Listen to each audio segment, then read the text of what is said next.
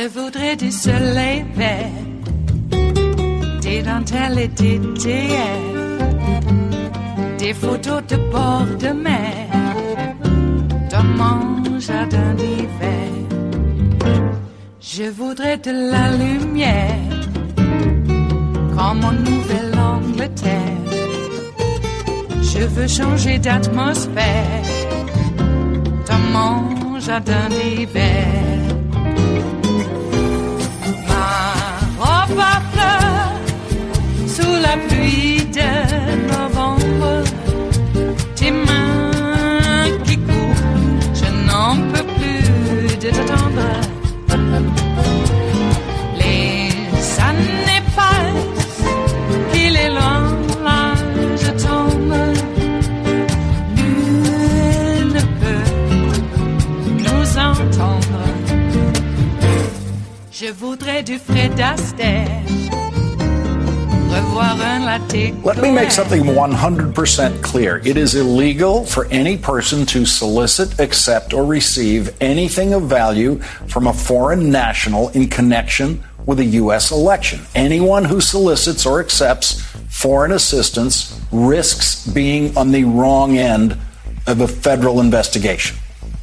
Now, those are not my words. Those are the words of the chair of the Federal Election Commission, Ellen Weintraub. She tweeted that back in June when Donald Trump told George Stephanopoulos in an interview that he would indeed accept help from a foreign government in his re-election campaign. And now Donald Trump is the subject of an impeachment investigation for doing exactly what Ellen Weintraub told him not to do. After the second week of consistent repetition of the Latin words quid pro quo in news coverage, it's time for a reminder of what words are actually in the law that the president appears to have violated. And there is no one better to guide us through that law than our next guest, Ellen Weintraub. She is the chair of the Federal Election Commission. Thank you very much for joining us tonight. We really appreciate it. Have the words quid pro quo been driving you crazy since they are not actually relevant to the law involved here? I don't think about that, Lawrence, and I want to be clear that I am not opining on anyone's conduct here tonight. I am only here to explain the law. That is my job. I want to explain the law so everyone understands it, and hopefully everyone will comply with it. Well, go to it and just clarify what quid pro quo might or might not have to do with the law. Well, quid pro quo is a bribery term. That's in the criminal law. I have civil enforcement authority over the campaign finance laws. So quid pro quo really doesn't enter into it from the standpoint of the FEC. When we talk about the foreign national ban, it is, as I tweeted and as you just read, pretty simple. It is illegal for anyone to solicit, accept, or receive anything of value from any foreign national in connection with a U.S. election. Period. And I want to go over one other concept that's been in the coverage of this, and that's the notion of pressure. And when the president of Ukraine was at the UN and speaking with President Trump publicly, the president of Ukraine said he used the word push. He didn't feel pushed. The word in the law is solicit. And so a request, a solicitation could be done very politely without any air of pressure around it, couldn't it? Again, not talking about any individual, but yes, as a matter of law, solicit does not necessarily require a great deal of pressure. And what you saw, I mean, you came out with your tweet about this after we saw what the president said to George Stephanopoulos, which was at the time stunning, that after all the Mueller investigation, the Mueller report, he would actually say to George Stephanopoulos that he would be willing to accept help from a foreign government. So you laid the law out there, and you felt at the time kind of surprised that you had to do that. How surprised are you that we are where we are tonight? These are surprising times, Lawrence. I just keep trying to instruct people on the law. I think it's really important. This is obviously a very important issue. It's an important principle in our law. The ban on foreign national spending is enshrined in law, but it's also a principle that was discussed by the founding fathers, and it's a principle that we all should be able to agree on a nonpartisan basis that we want elections to be run and administered and funded by American citizens, and we want American citizens to be the ones who are making choices in our elections, and we don't want foreign interference. It is Monday, the 7th of October of 2019, and you are in West Coast Cookbook and Speakeasy. I am your chef de cuisine, Justice Putnam, and our daily special is River City Hash Mondays. Yes, a slice and dice job for you today. We take what's left and make it into really a quite lovely gourmet delight for your delight. Hey, we got some big stories coming up today. I want to mention right off the top about the Kurds. This is not the first time that we sold out the Kurds. And it's not the first time that we've tried to get rid of the Kurds. I don't know. They keep fighting for us, and we keep stabbing them in the back. I'm reminded of a time when Colin Powell attended a ceremony for Kurds who had been gassed and killed by Saddam. But what was memorable about that memorial that Powell attended was that the gas that Saddam used, got it from us, got it from the United States. And then Rumsfeld handed him a check for $20 million on top of the $20 million that he had to arm his people, his military, to kill the Kurds. Weird circles, aren't there? Very weird circles. Everything comes back in on itself somehow. So we sold out the Kurds again. And this time it's because they just cost too much. Yeah. Can you imagine if we had, I don't know, let's pick a country. I don't want to pick France or Italy. How about Britain? Yeah, how about Britain? How about if we convinced Churchill to, maybe pull back some defensive positions in a particular spot? And then as soon as he did, we tell Hitler, go right ahead. There's your opening.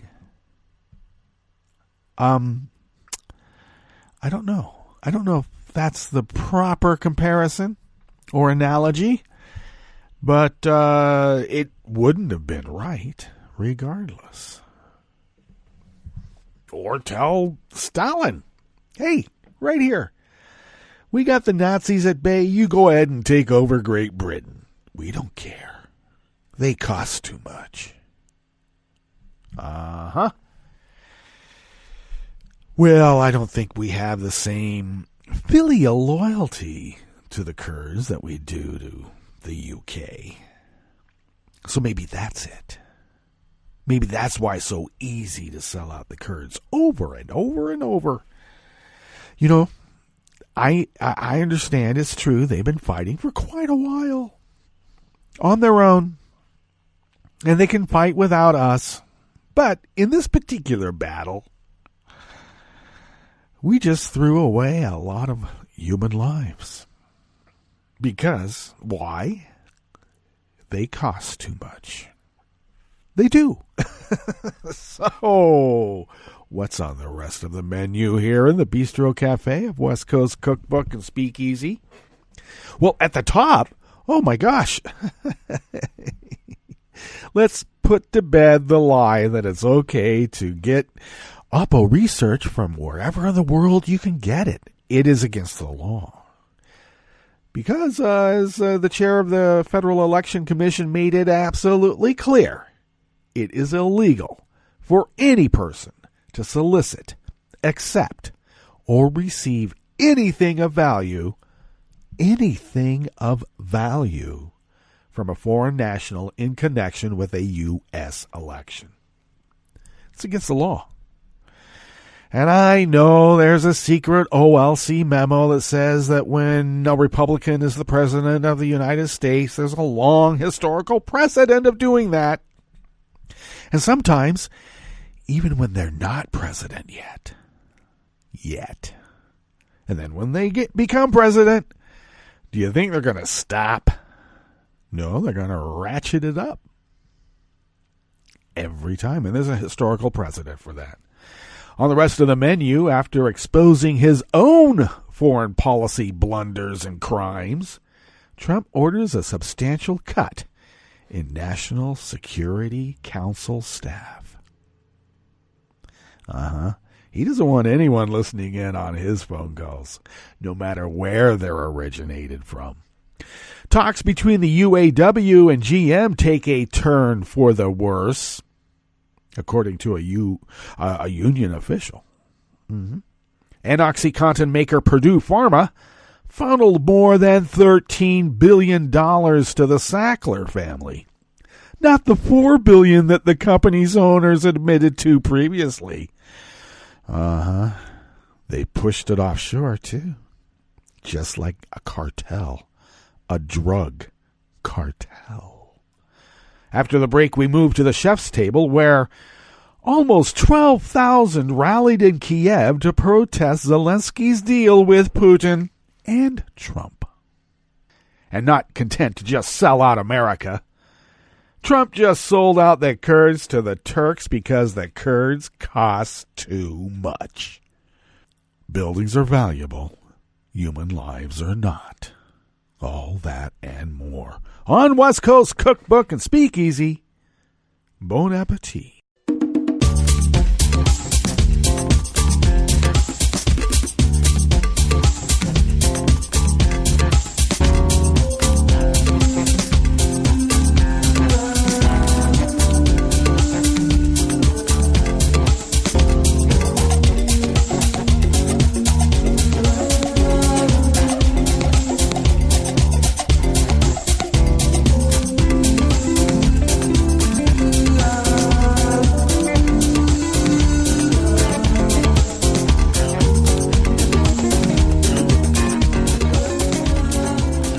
At the bottom of our homepage at netrootsradio.com, to the rightish of the page, deftly located by superior graphic design by Tom, by the way, you will notice our chat room link right there by the social media scroll, as well it should be, and our chat room is monitored by Kelly Lincoln. So do engage. To the leftish of the chat room link at the bottom of the homepage at netrootsradio.com, you will then notice our link to our Patreon account site. Yeah. And if you could please become a recurring Patreon of Netroots Radio, your recurring Patreonage not only helps us pay the bills, pay the bills, and but most importantly, at this very moment, it allows us to also put money aside to buy newish machinery. Once again, these have lasted halfway through the 8 years that we have been resisting on Resistance Radio here for 8 years. Yes, I'll get it out as Monday. It is. And so the previous machines lasted about 4 years, and now these machines have lasted about 4 years. And we need to put them out to pasture and let them not be the workhorses that they have been. And your recurring Patreonage, in the amounts of even just the cost of a espresso type coffee drink once a month sent our way, really, really, all kidding aside, helps us achieve those ends. And that is, we got to get some machines. And I guess the attendance software too, darn it. Wow. Nothing is transferable. Well, barely anymore. If you would like to follow Netroots Radio on Twitter, do so at Netroots Radio. Tom takes care of that. I take care of at Justice Putnam. And also another important note, I post the show notes and links diary on Daily Co's about 10 minutes before showtime, and then get that linked up on social media. And that's really where all the source material is, in which I then, put some flowering edges to it. If you would like to follow the show on Twitter, do so at Cookbook West and pick up podcasts by way of Spreaker, Stitcher, TuneIn, iHeart, YouTube, iTunes, and really wherever you get podcasts. We're going to be there. Okay. A little bit of news here. Trump is gloating, spiking the ball about destroying net neutrality. A judge has allowed net neutrality to essentially be done away with, so expect the throttling even more so. You know, we have been throttled here recently, but expect the throttling to really be throttling.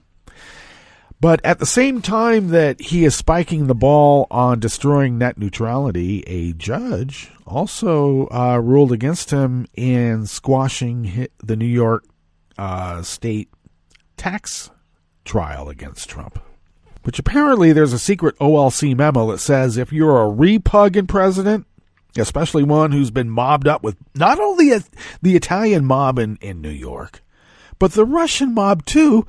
And I got to tell you, the Russian mob has some pretty strong ties to the mob state over there in Mother Russia. It's a weird coincidence. I know. Convenient almost, you might say.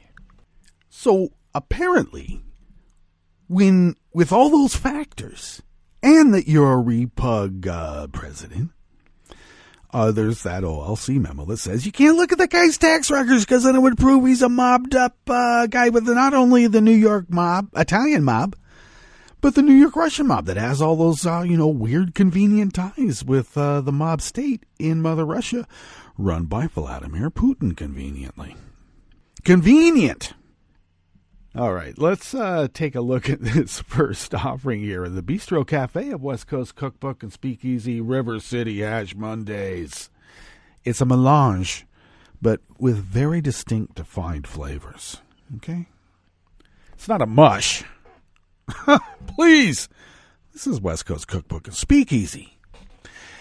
Anonymous worker bees out of Reuters bring us this first offering here in the Bistro Cafe of West Coast Cookbook and Speakeasy. Donald Trump has asked for a substantial cut in the National Security Council staff, Bloomberg has reported, citing 5 people familiar with the plans. Not 1, not 2, not the 3 that you need to be able to get your editor when there was really editors unlike the backhead guy at the New York Times.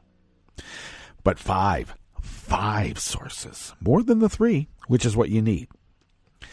The step was described by some sources cited in the report as part of an effort from the White House to make its foreign policy arm leaner.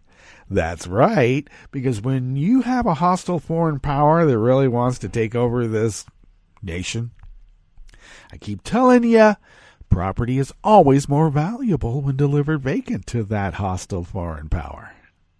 It is. It's just a truism. Property is property.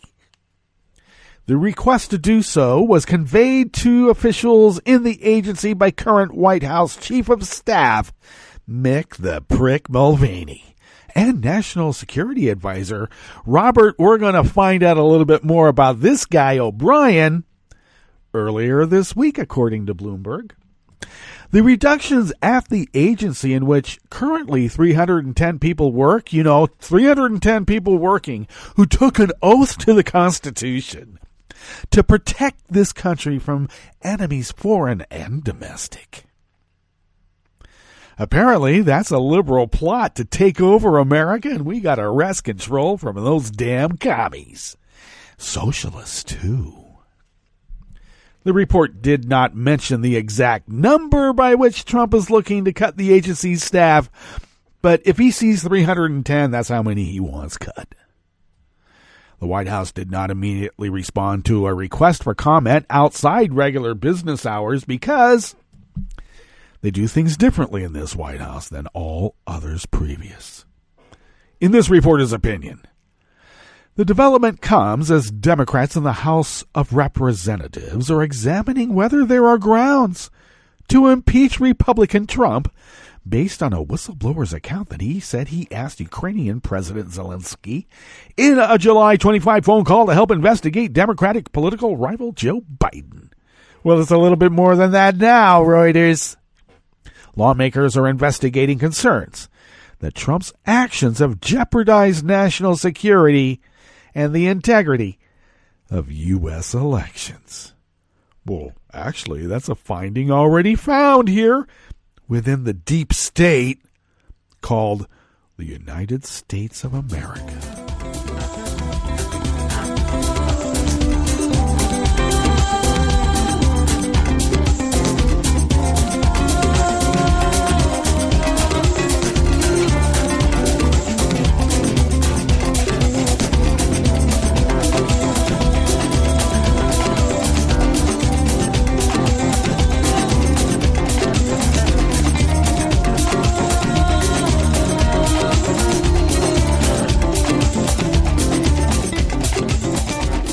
Ben Clayman of Reuters brings us this next offering here in the Bistro Cafe of West Coast Cookbook and Speakeasy, River City Hash Mondays. Talks for a new 4-year labor contract between GM and its striking workers took a turn for the worse yesterday, Sunday, after the UAW, that's the United Auto Workers, GM is General Motors, of course.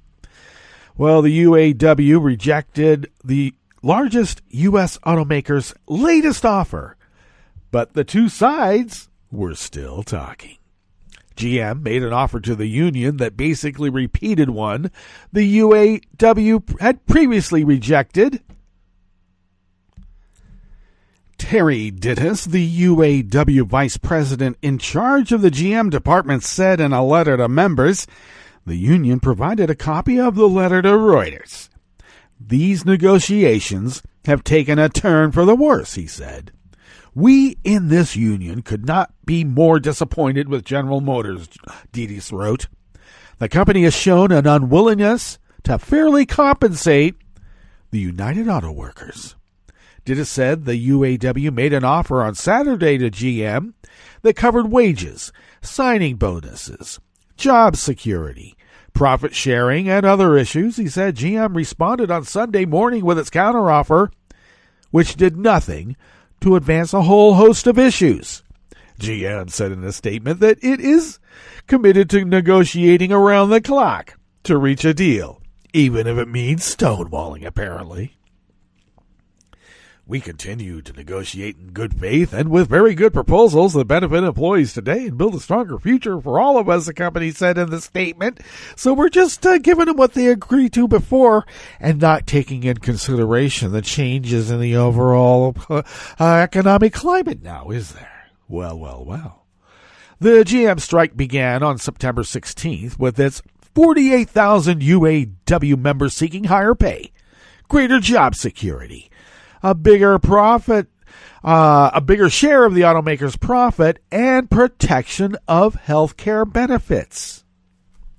And the sides have been meeting daily. One key issue is around assembly of future vehicles. The UAW wants GM to make commitments on future products it would build in various plants beyond what has currently been offered. And that was a person familiar with talks who asked not to be identified. GM officials previously said that Detroit's company labor rates are the highest in the industry, and it needs the ability to build some vehicles in other markets to keep the costs down. Oh, really? Keeping the costs down? Why do we keep hearing that? Especially when it comes to human lives. Just before the strike began, GM, the largest U.S. automaker by vehicle sales, said that its offer to the UAW included plans to invest more than $7 billion in its U.S. plants over the life of the deal. GM also said that it had solutions for the Lordstown, Ohio, and Detroit assembly plants that it had previously said would cease be making vehicles. Sources said at the time those plans, including a battery plant in Ohio and building an electric truck in Detroit. The UAW has previously said it wants GM to shift vehicle assembly work back from other countries. The source said that remains an issue in the talks. Through August, 526,000 of the 573 vehicles GM exported from Mexico were sent to the U.S. Other issues remaining in the talks include wages and pensions. Analysts estimate the strike has cost GM over $1 billion, while LMC Automotive estimated on Thursday that GM has lost production of about 118,000 vehicles through October 2nd.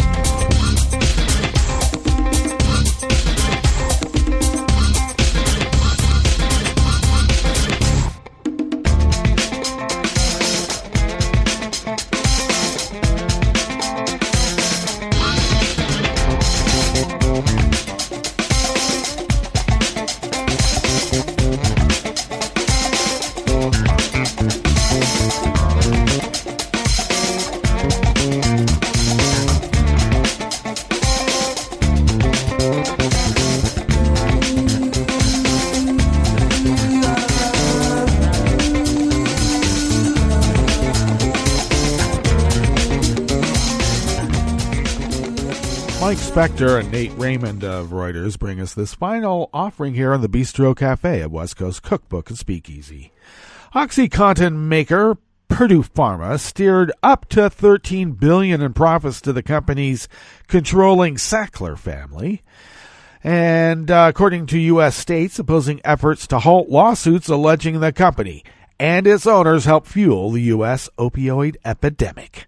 The wealthy Sacklers received the money from Purdue during an unspecified time frame, according to court documents, and portions of a deposition filed in the drug maker's bankruptcy proceedings this last week.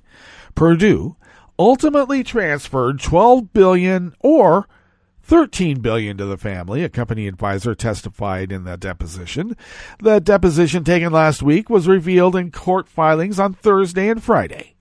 The financial figure is significantly larger than the roughly $4 billion the Sacklers took out of Purdue and cited in previous lawsuits and was cited as part of a coordinated legal broadsides this week against the company's attempts to shield itself and the family from sprawling opioid litigation. Sprawl. Many states want the Sacklers to contribute more than the initial $3 billion they have pledged toward resolving the lawsuits. Attorney generals from 24 states and the District of Columbia on Friday objected to Purdue's September request that a U.S. bankruptcy judge halt more than 2,600 lawsuits seeking billions of dollars in damages, and they raised financial transfers to the Sacklers in their legal arguments. So, too, did lawyers representing 500 cities, counties, and Native American tribes, according to an earlier court filing. The distribution numbers do not reflect the fact that many billions of dollars from that amount were paid in taxes and reinvested in businesses that will be sold as part of the proposed settlement, said Daniel S. Connolly, a lawyer for the family members facing lawsuits who are related to the late Raymond Sackler, one of the modern Purdue's co-founders, and that was in a statement. A spokesman for relatives of another deceased company co-founder, Mortimer, who also faced litigation, had no immediate comment. Purdue had no immediate comment on the payments. The company and family have denied allegations they contributed to the U.S. opioid crisis, except for the fact that they have. The lawsuits, largely brought by state and local governments, allege Purdue and the Sacklers contributed to a public health crisis that has claimed the lives of nearly 400,000 people since 1999 by aggressively marketing opioids while downplaying their addiction and overdose risks. Oh, yes, they used to market it as like, it's not addictive. And you can take it for anything. You got a stub toe here, have some Oxy. That's right. Oh, you have nervous leg disease, take some OxyContin. It'll slow it down for you. It really will. The company contends it needs the litigation against it and the Sacklers paused for about 9 months so it can attempt to settle with old holdout plaintiffs and preserve money that would otherwise be spent fighting the cases. Usually what that means when the Sacklers say it, or anyone connected with them, they need a little bit more time to get that money offshore, so it'll be more difficult to find and bring back here to the United States, just like a drug cartel would. Without a stay of the litigation, only lawyers will win, the company said in a statement. Yeah, the lawyers who were representing the side that would like the states and the cities to make the Sacklers pay up. And then, it's not just those lawyers, it's the cities and the states too. The Sacklers have offered to cede control of Purdue to the plaintiffs and contribute $3 billion and potentially more through the sale of another pharmaceutical business they own. Purdue is also in discussions to resolve a U.S. Justice Department probe that could carry a financial penalty. Healy said the Sacklers should increase their contribution, and Healy is a representative of the states.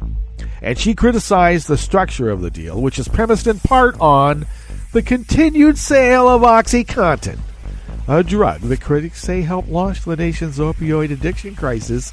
Oh, don't worry. They'll have a patch to get you off the Oxy pretty soon now, too. Don't worry. Okay, we better get to our break. And when we get back from that break, we are going to go through weather from around the world and finish up with the stories that we have curated for you today. You are listening to West Coast Cookbook and Speakeasy, and we will be right back. You are listening to netrootsradio.com. Please hang up and try again.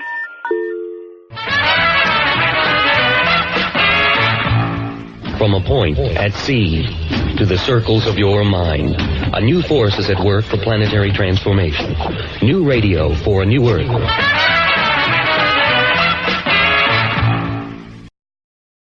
This is Take Two Movie Review. I'm Kim Lowe. This week, in space, no one can hear you cry. In a recent interview, director James Gray stated he wasn't Kubrick, but the influence of Kubrick in his 1968 classic, 2001: A Space Odyssey, is undeniable in Gray's latest, Ad Astra. In the latter, set in the near future, as we're told at the beginning, space travel has been commercialized. We see the same logos in a spaceport that greet one today in airports, as astronaut Roy McBride, played by Brad Pitt in a career-high performance, embarks on a journey to find his long-lost father, Tommy Lee Jones. Nearly 30 years prior, the elder McBride had embarked on a seemingly ill-fated journey to near Neptune, where a search for intelligent life could be conducted more efficiently. He and his crew had apparently disappeared. In the riveting start to the film, a surge destroys a ground-based space antenna that Roy is working on, and we soon find out that that surge, one of a number that had occurred of late and which could threaten all life within light years, is suspected of being related to the power source used by the elder McBride's mission. It's not a spoiler to say that the two are connected, but the film really isn't about that connection, but rather about human connection. And Roy is by all appearances cut off from that. Thanks to his father's abandonment, he is cold and aloof, technically proficient, but barely functional, as witnessed by his estrangement from his wife Eve, played by an underused Liv Tyler. As Roy's journey continues, comparisons to another movie classic, Apocalypse Now, are also inescapable. The ending of Ad Astra is unsatisfying in the conventional sense, but it will leave you with food for thought and the memories of a fascinating journey. Actually, two journeys. This has been Take Two Movie Review. I'm Kim Lowe. Catch up with us at TakeTwoMovieReview.com and feed us back on our page on YouTube.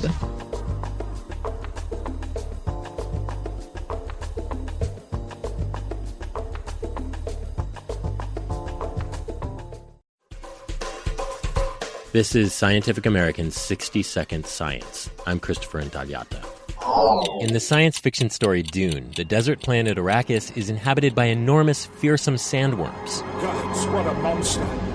They blast out of the dunes to swallow vehicles whole. They also look sort of familiar to Caltech geneticist Paul Sternberg. They look like nematodes. Anything in the popular culture that has relationship to worms, we follow. Nematodes, of course, are much smaller than sandworms. Most nematodes you can just barely see. And they're a lot slower. These worms would probably take 100 years to get across the U.S. if they could do it and they went continuously day and night. Even so, they're pretty scary when you look at them up close. Sternberg and his colleagues had a hunch they might find nematodes lurking in one of California's most extreme habitats, Mono Lake, on the east side of the Sierra Nevada. It's super salty, alkaline, and loaded with arsenic, and previously known to harbor only 2 animal species, brine shrimp and alkali flies. So the researchers took soil samples at beaches around the lake, and indeed, they found 8 species of nematodes living there. So we just went from 2 animals to at least 10 species. So that's what's kind of striking. So are there going to be others in the lake? Yeah. People should go look. Photos and details are in the journal Current Biology. Sternberg and his colleagues were able to culture one of the worm species in the lab, and they discovered it could survive 500 times the dose of arsenic that would kill a human. But they also found that even nematodes that weren't from Mono Lake seem to have the genetic ability to resist the lethal element, meaning the worms may be natural-born extremophiles. From the worm's perspective, invading a host, that's a harsh environment. So I think there's some general ability of the nematodes to adapt to harsh environments. Like maybe Mars? I have a fantasy that we should send nematodes. It would be really interesting if we could get the nematodes to photosynthesize or carry photosynthetic organisms. And then it would be worth talking about. Of course, that scenario is in the realm of science fiction. For now. Thanks for listening. For Scientific American's 60-Second Science, I'm Christopher Intagliata.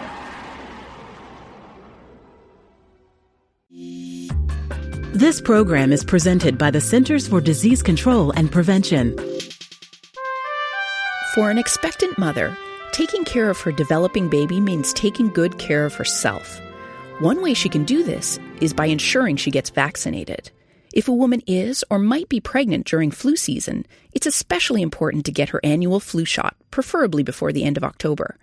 In addition, women should be vaccinated against whooping cough during the 3rd trimester of each pregnancy.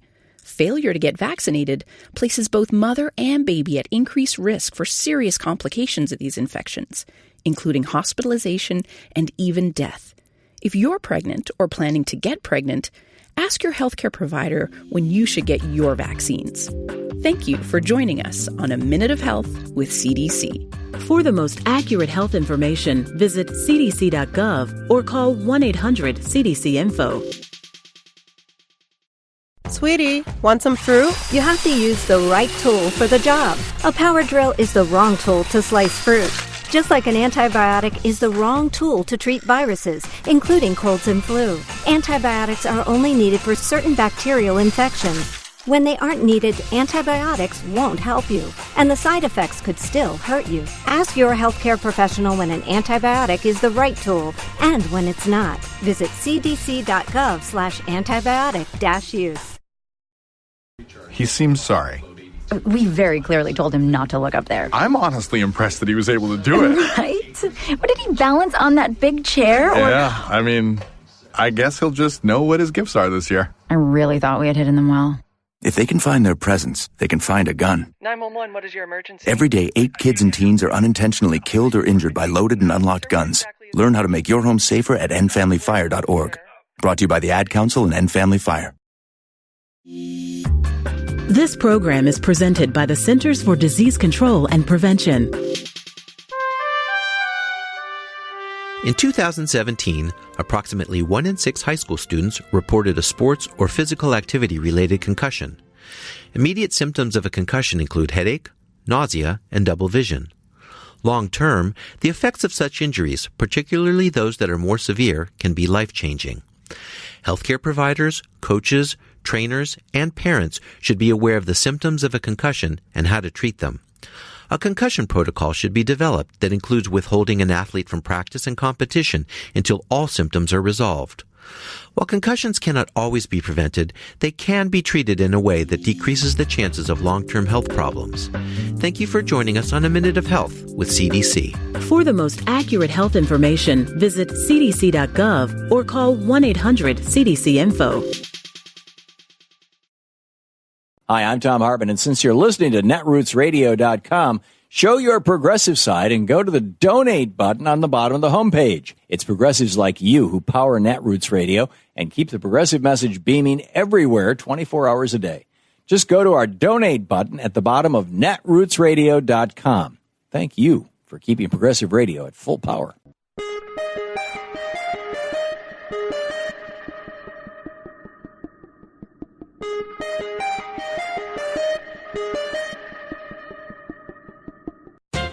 Do you shop at a Kroger supermarket? Or maybe at Ralph's, Fred Meyer, King Soopers, or, well, never mind. All of these and more are part of the vast Kroger fiefdom of 2,759 grocery stores spanning the U.S., plus owning 38 food processing plants, 1,500 gas stations, 251 jewelry stores. In short, Kroger is big, sacking up revenues topping $121 billion a year from us consumers. Yet, for all of its mass and money, Kroger has recently shown itself to be pathetically small. Small as in petty, snooty bullying. The chain's carefully crafted PR image portrays it as America's grocer. Wherever you are, they claim to be your friendly neighbor and dedicated community supporter. So imagine the surprise of real neighbors this month when aloof executives in Kroger's faraway Cincinnati headquarters turned on hundreds of communities in 35 states by arbitrarily tossing out all local news weeklies and community papers that had been distributed in their stores free of charge. While establishment newspapers that peddle the corporate line, from hedge fund-owned dailies to the Wall Street Journal, are still allowed to sell their papers inside Kroger, customers can no longer find racks of their free local papers.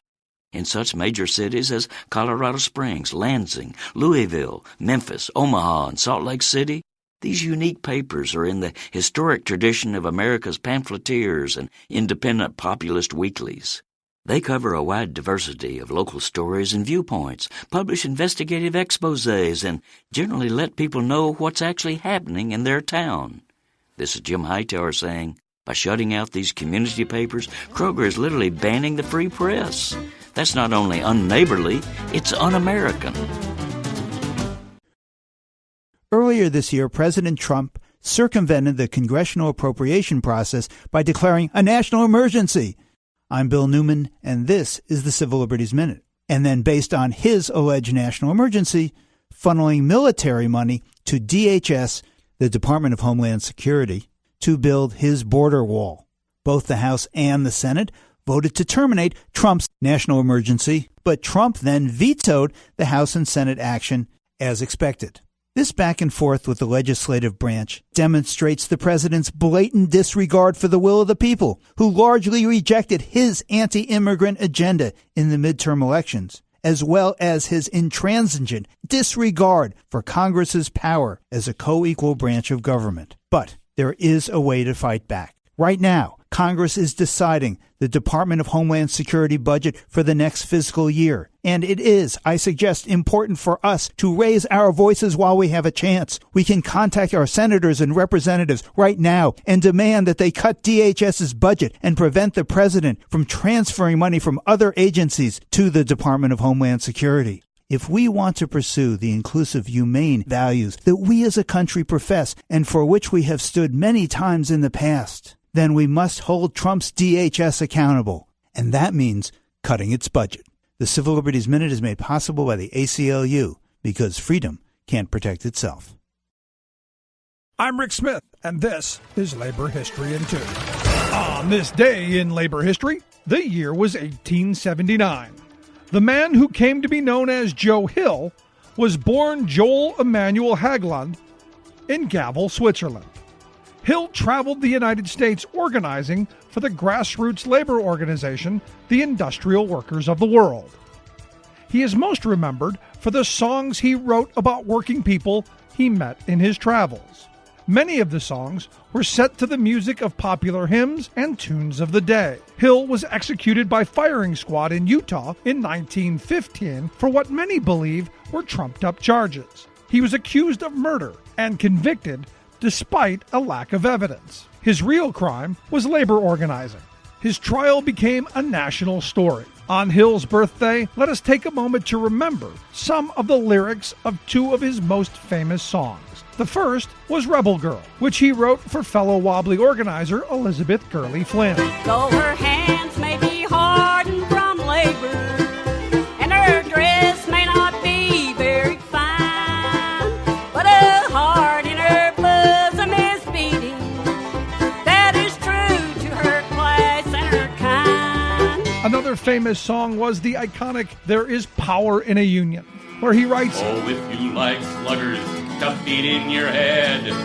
Don't organize, all union despise. If you want nothing before you are dead, shake hands with your boss and look wise. After his execution, Joe Hill's ashes were sent to every state across the country, every state except Utah. And so, today, we wish you a happy birthday, Joe Hill, wherever you are. Like what you hear? Check out more at laborhistoryin2.com.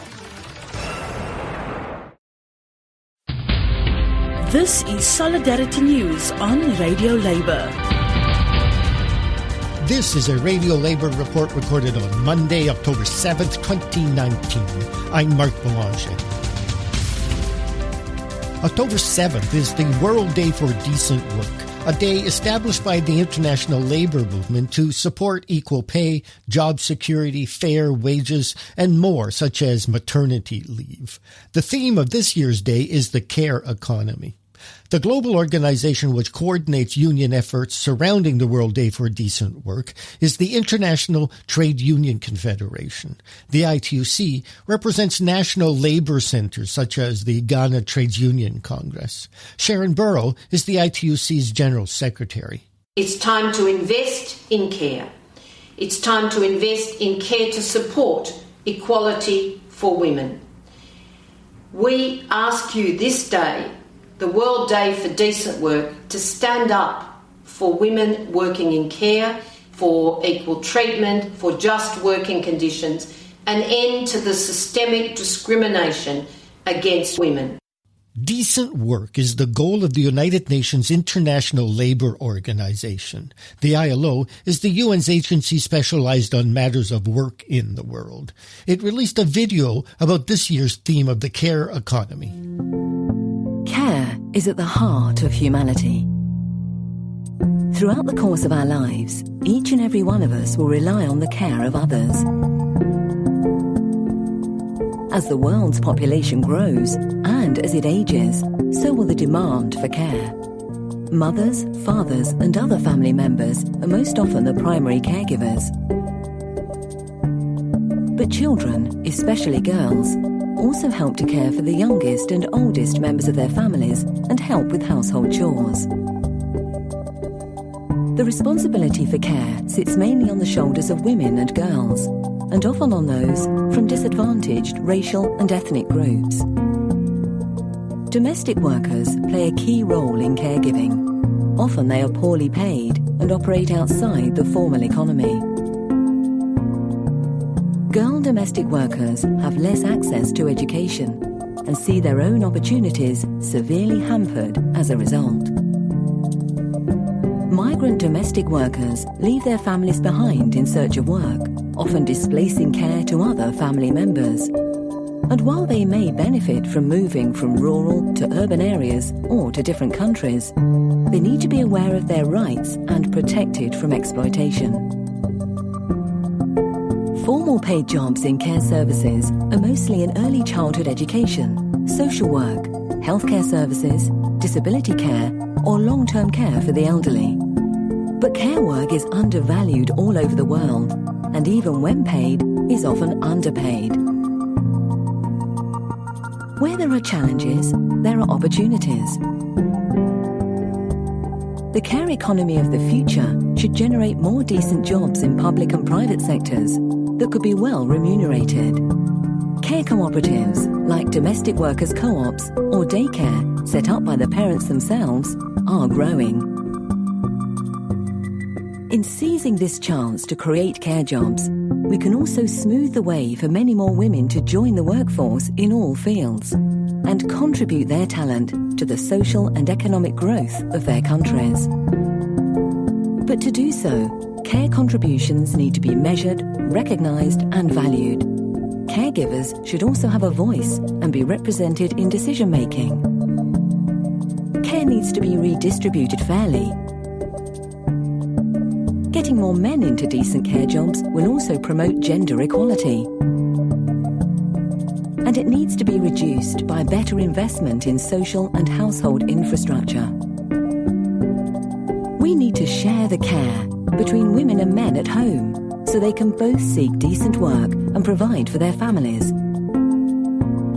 Governments have a responsibility to provide quality care jobs, services and policies to ensure that both the providers and the beneficiaries of care are protected. And that's it. International labor news you can use. I'm Mark Boulanger. Thank you for listening. And remember, it's all about global solidarity.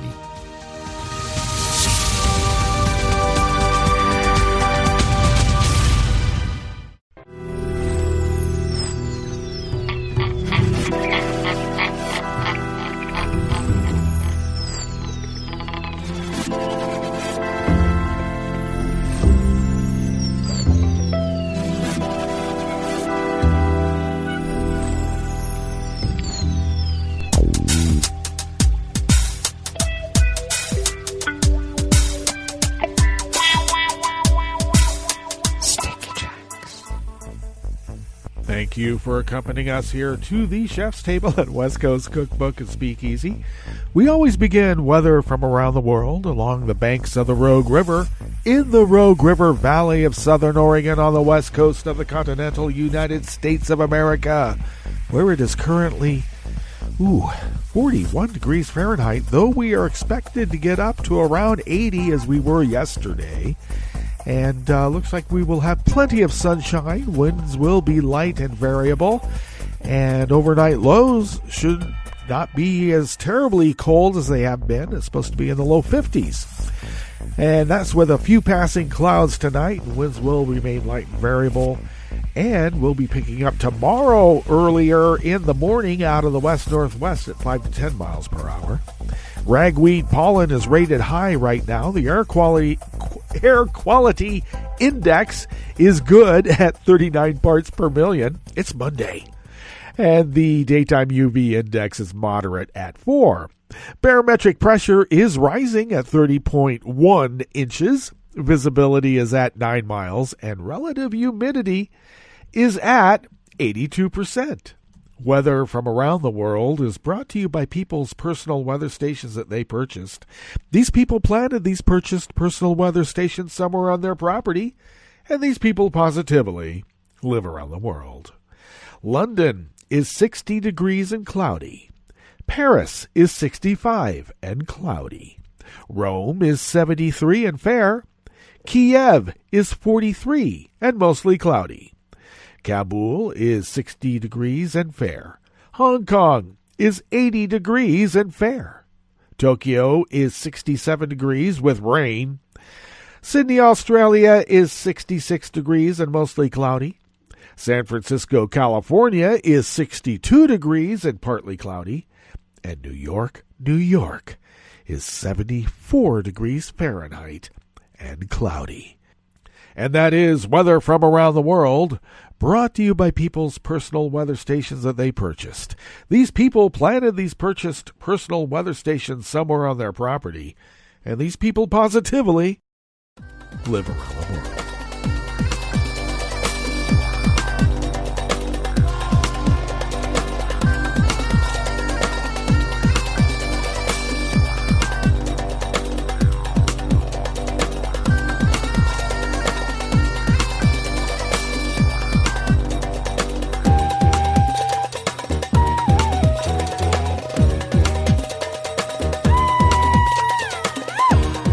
Anonymous worker bees at Reuters bring us this first amuse-bouche here at the chef's table at West Coast Cookbook and Speakeasy. Thousands of people gathered in Kiev's main square yesterday, Sunday, to protest against President Volodymyr Zelenskyy's deal with Moscow to grant autonomy to Ukraine's pro-Russian, rebel-held East as part of efforts to end a 5-year conflict there. Really?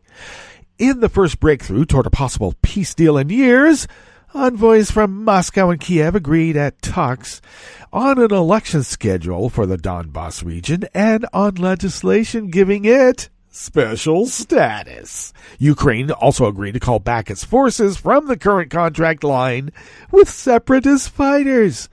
but for many Ukrainians, these measures represent a huge betrayal by Zelenskiy, who took power in April after a landslide election win. The war in eastern Ukraine has killed more than 13,000 people since April of 2014. This is the beginning of the full capitulation of Ukraine. 53-year-old Roman, who fought in Donbass as a volunteer, he declined to give his surname. Lawmaker Yana Zinkiewicz, who belongs to the previous president Petro Poroshenko's party, European Solidarity, was among those who addressed the rally. This is Putin's formula. These are the things that protect Russia's interests and not ours. We have to fight and prevent its implementation, she said, from a stage in the square. Last week's deal opened the way for a resumption of top-level peace talks to end the conflict, which helped send Russia's ties with the West to post-Cold War lows in 2014.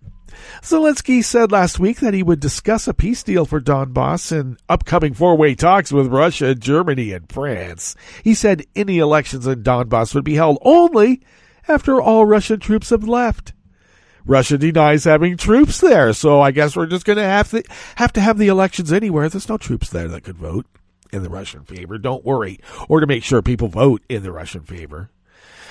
As things stand, Zelenskyy's party, Servant of the People, which holds a majority of 251 seats in the Ukrainian parliament, is still short of the 300 votes needed to change the constitution and give autonomy to Donbass. The only formula that we are ready to accept is the formula that was written in our Constitution. Lawmaker Ima Sovzin of Golis, the Voice Party, said, the formula for which thousands of people died. This is the formula of a united, sovereign Ukraine.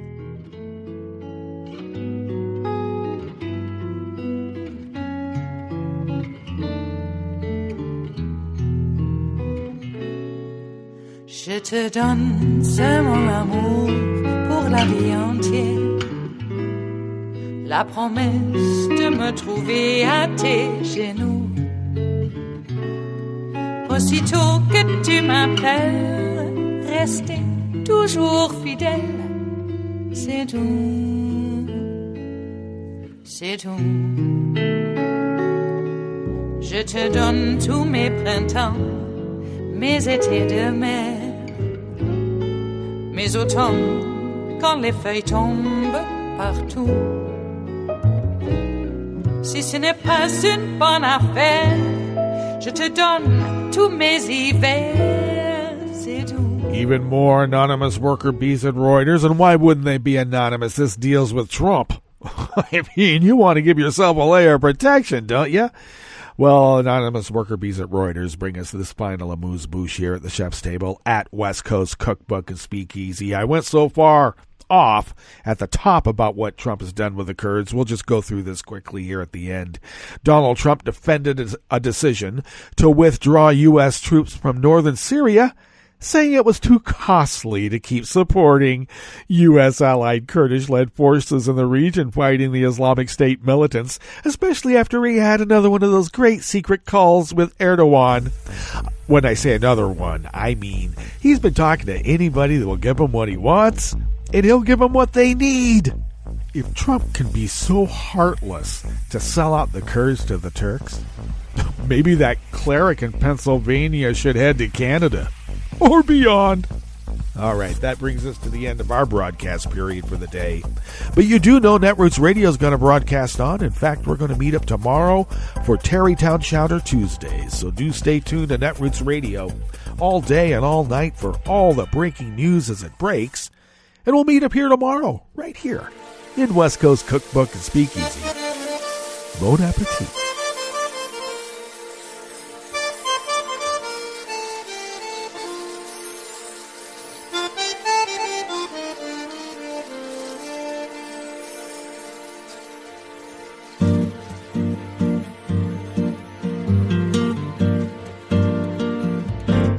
Je voudrais du soleil vert, des dentelles et des théâtres, des photos de bord de mer, mon jardin d'hiver. Je voudrais de la lumière, comme en Nouvelle-Angleterre. Je veux changer d'atmosphère dans mon jardin d'hiver. Ma robe à fleurs sous la pluie de novembre. Tes mains qui courent, je n'en peux plus de t'attendre. Les années passent, qu'il est loin, là je tombe. Nul ne peut nous entendre. Je voudrais du Fred Astaire, revoir un latte Goël. Je voudrais toujours te plaire dans mon jardin d'hiver. Je veux déjeuner par terre, comme au long de golfe clair, t'embrasser les yeux ouverts dans mon jardin d'hiver. Ma robe à fleurs sous la pluie de novembre. Tes mains qui courent, je n'en peux plus de t'attendre.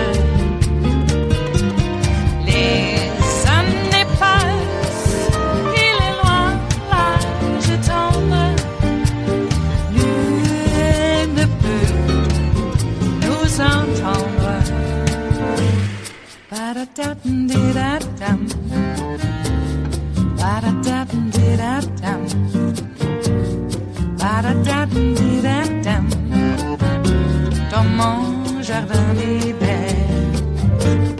Ba-da-da-dum-di-da-dum, ba-da-da-dum-di-da-dum, ba-da-da-dum-di-da-dum, dans mon jardin d'hiver.